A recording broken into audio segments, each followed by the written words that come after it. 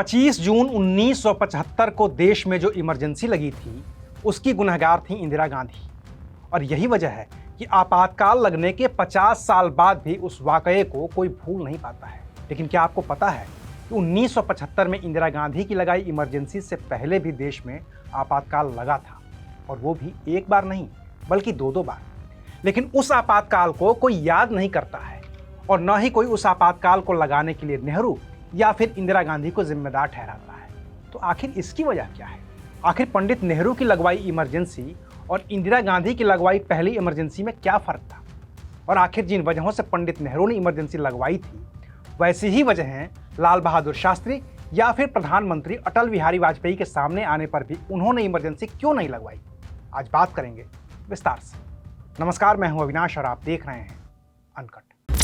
तो सबसे पहले बात करते हैं कि आपातकाल लगता कैसे है। भारतीय संविधान के भाग 18 के आर्टिकल 352 में आपातकाल का जिक्र है।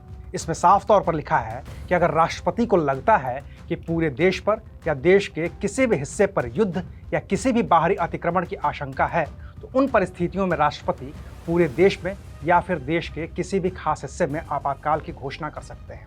इस दौरान नागरिकों के मौलिक अधिकार छीन लिए जाते हैं, और जहां पर भी आपातकाल लगा होता है उसकी पूरी व्यवस्था राष्ट्रपति के हाथ में आ जाती है। और संविधान के इस आर्टिकल का पहली बार इस्तेमाल किया गया था तब जब पंडित जवाहरलाल नेहरू देश के प्रधानमंत्री हुआ करते थे। तारीख थी 26 अक्टूबर 1962। भारत और चीन के बीच जंग चल रही थी। देश की सुरक्षा पर बाहरी आक्रमण के खतरे को देखते हुए तत्कालीन राष्ट्रपति सर्वपल्ली डॉक्टर राधाकृष्णन ने देश में आपातकाल लागू कर दिया था। डॉक्टर राधाकृष्णन के बाद जब जाकिर हुसैन देश के राष्ट्रपति बने तो 10 जनवरी 1968 को आपातकाल खत्म करने की घोषणा की गई। दूसरी बार देश में आपातकाल तब लगा जब भारत और पाकिस्तान के बीच जंग हुई, और इस जंग के वक्त देश के प्रधानमंत्री थी इंदिरा गांधी। इस आपातकाल का वक्त बहुत छोटा था। 3 दिसंबर 1971 को देश में आपातकाल घोषित किया गया, क्योंकि तब पाकिस्तान ने भारत पर हमला कर दिया था। 16 दिसंबर 1971 को भारत ने पाकिस्तान को 2 टुकड़ों यानी कि पाकिस्तान और बांग्लादेश में तोड़ दिया था। पाकिस्तान के 90,000 सैनिकों ने आत्मसमर्पण कर दिया था, और इसके अगले ही दिन 17 दिसंबर 1971 को आपातकाल खत्म कर दिया गया।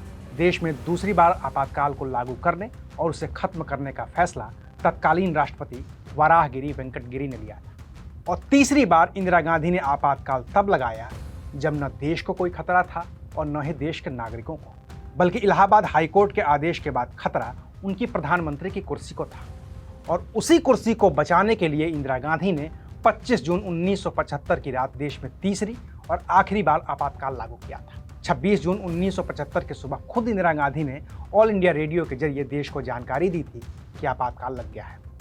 इस फैसले को लागू करने वाले थे राष्ट्रपति फखरुद्दीन अली अहमद। 21 मार्च 1977 को इस आपातकाल के खात्मे की घोषणा की गई, और उसके बाद से देश में अब तक कोई आपातकाल नहीं लगा है। तो अब 2 सवाल हैं। पहला कि भारत और पाकिस्तान के बीच जंग तो 1965 में भी हुई थी, और तब देश के प्रधानमंत्री लाल बहादुर शास्त्री थे, तो उन्होंने आपातकाल लगाने की सिफारिश क्यों नहीं की? इसका जवाब है कि तब देश में पहले से ही आपातकाल लागू था। 1962 में जब भारत और चीन के बीच लड़ाई छिड़ी थी, और 26 अक्टूबर 1962 को जब पहली बार देश में आपातकाल की घोषणा की गई थी, तो ये आपातकाल 5 साल से भी ज़्यादा चला था।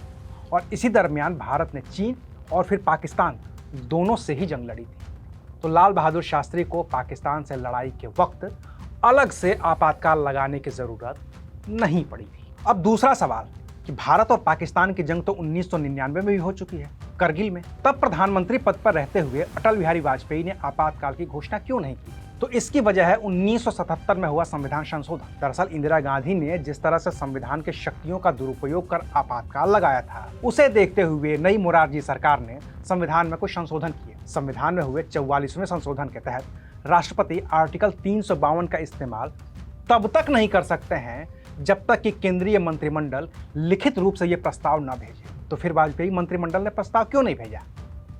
क्योंकि तब मंत्रिमंडल था ही नहीं। 17 अप्रैल 1999 को ही अटल बिहारी वाजपेयी की सरकार एक वोट से गिर गई। मई में जब पाकिस्तान ने भारत पर हमला किया तब अटल बिहारी वाजपेयी पूर्णकालिक नहीं बल्कि देश के कार्यवाहक प्रधानमंत्री थे। लिहाजा न तो मंत्रिमंडल कोई सिफारिश भेज सका और न ही तत्कालीन राष्ट्रपति के आर नारायणन ने किसी आपातकाल की घोषणा की। हालांकि भारत ने इतिहास दोहराया और पाकिस्तान पर बड़ी जीत दर्ज कर ली। तो ये थी पूरी कहानी देश में लगे आपातकाल की, जिसमें 1962 और 1971 के आपातकाल को कोई याद भी नहीं करता है और 1975 के आपातकाल को कोई भूल भी नहीं सकता है। शुक्रिया, आप देख रहे थे अनकट।